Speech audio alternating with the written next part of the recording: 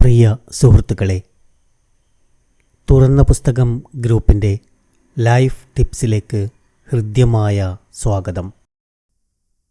French എഴുത്തുകാരൻ ഗൈ ഡെ മൊപ്പസന്റ് എഴുതിയ the necklace എന്നൊരു കൊച്ചു കഥയുണ്ട്. ചെറിയ വരുമാനക്കാരനായ ഭർത്താവിൻ്റെയും ആർത്തി തീരാത്ത ഭാര്യയുടെയും കഥയാണത്. അവൾക്ക് വലിയ വലിയ ആഗ്രഹങ്ങളാണുള്ളത്. വിലപിടിച്ച ആഭരണങ്ങളും മികവേറിയ വസ്ത്രങ്ങളുമാണ് അവളുടെ മനസ്സ് നിറയെ. ഭാര്യയുടെ ആഗ്രഹങ്ങൾക്കൊന്നും പാവം ഭർത്താവ് എതിരു നിൽക്കില്ല. എങ്ങനെയെങ്കിലും ആഗ്രഹങ്ങളൊക്കെ നടത്തിക്കൊടുക്കും. ഒരിക്കൽ ഒരു സൽക്കാരത്തിൽ പങ്കെടുക്കാനുള്ള അവസരം ലഭിച്ചപ്പോൾ നല്ല വസ്ത്രങ്ങളോ ആഭരണങ്ങളോ തനിക്കില്ലെന്ന് പറഞ്ഞ് അവൾ മടിച്ചു നിന്നു. പതിവ് പോലെ അയാൾ വസ്ത്രങ്ങൾ വാങ്ങി നൽകി. അവളുടെ ഒരു കൂട്ടുകാരിയിൽ നിന്ന് വിലയേറിയ നെക്ലേസ് കടം വാങ്ങി. സൽക്കാരത്തിൽ പങ്കെടുത്ത് ആഹ്ലാദിച്ചു. എല്ലാം കഴിഞ്ഞ ശേഷമാണ് ആ നെക്ലേസ് നഷ്ടപ്പെട്ട കാര്യം രണ്ടുപേരും അറിയുന്നത്. വമ്പിച്ച വിലയുള്ള ആഭരണമാണ് അതെന്ന് അറിഞ്ഞതോടെ അവർ രണ്ടാളും ആ നാട്ടിൽ നിന്ന് തന്നെ ഒളിച്ചോടി. ഒരുപാട് കാലം കഴിഞ്ഞ് നെക്ലസിന്റെ ഉടമസ്ഥയായ കൂട്ടുകാരിയെ അവൾ കണ്ടുമുട്ടുന്നു. ഏതോ ഒരു വീട്ടിലെ ജോലിക്കാരിയായി കഴിയുകയായിരുന്നു അപ്പോഴവൾ. ആ നെക്ലേസാണ് തൻ്റെയും ഭർത്താവിൻ്റെയും ജീവിതം നശിപ്പിച്ചതെന്ന് അവൾ സങ്കടത്തോടെ പറഞ്ഞപ്പോൾ ഞെട്ടിക്കുന്ന ആ വിവരം കൂട്ടുകാരി വെളിപ്പെടുത്തി. ആ നെക്ലേസ് ഒറിജിനലായിരുന്നില്ല. ആർത്തിയുടെ പരിതാപകരമായ പര്യവസാനം. ആർത്തിയാണ് ഇന്ന് ലോകത്തെ തന്നെ നിയന്ത്രിക്കുന്നത്.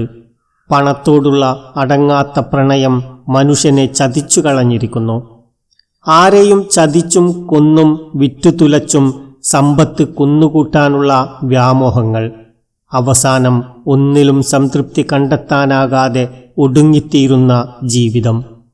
അധികമായി ലഭിക്കുവാനുള്ള വ്യാമോഹമാണ് നിങ്ങളെ നശിപ്പിച്ചു കളഞ്ഞത് എന്ന വേദഗ്രന്ഥവചനം എത്ര യാഥാർത്ഥ്യമായാണ് ഓരോ നിമിഷവും പുലർന്നുകൊണ്ടിരിക്കുന്നത്.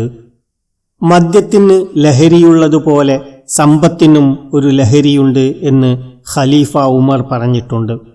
വളരെ വേഗത്തിൽ അടിമപ്പെടുകയും എന്നാൽ അത്ര വേഗത്തിൽ രക്ഷപ്പെടാൻ സാധിക്കാതിരിക്കുകയും ചെയ്യുന്ന ഉന്മാദം സമ്പത്തിനോടും മദ്യത്തോടും മനുഷ്യനുണ്ട്. ആ ലഹരിയിൽ നിന്ന് സുരക്ഷിതരാകാൻ അധിക പേർക്കും സാധിക്കില്ല. സ്വാർത്ഥതയുടെയും ആർത്തിയുടെയും ദുഷ്ടവലയത്തിൽ നിന്ന് രക്ഷപ്പെടാൻ കഴിഞ്ഞവരാണ് ഏറ്റവും മികച്ച ഭാഗ്യവാന്മാർ. നമുക്കുള്ളതെല്ലാം മറ്റുള്ളവർക്ക് കൂടി പങ്കുവെക്കുന്ന ഉന്നതമായൊരു മനസ്സ് കൈവരിക്കാനാണ് നമ്മൾ പ്രാർത്ഥിക്കേണ്ടത്. ഉണക്ക റൊട്ടി കഴിച്ച് കീറപ്പായയിൽ വലതുകൈ തലയിണയാക്കിയാണ് പ്രവാചകൻ കിടന്നുറങ്ങിയത്. എന്നിട്ടും ആ കണ്ണുകൾ നനഞ്ഞില്ല. എന്നാൽ അനാഥയായ ഒരു കുഞ്ഞിനെ കണ്ടപ്പോൾ സ്നേഹത്തിന്റെ പ്രവാചകൻ വിതുമ്പിപ്പോയി.